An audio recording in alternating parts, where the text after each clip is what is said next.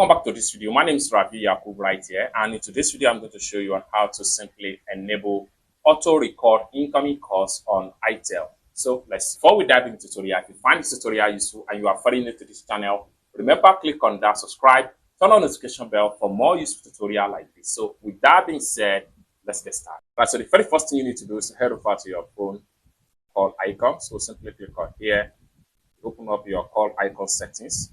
Let's go to open up like so. Next thing you need to do is to simply head over to your setting icon right here. So click on that.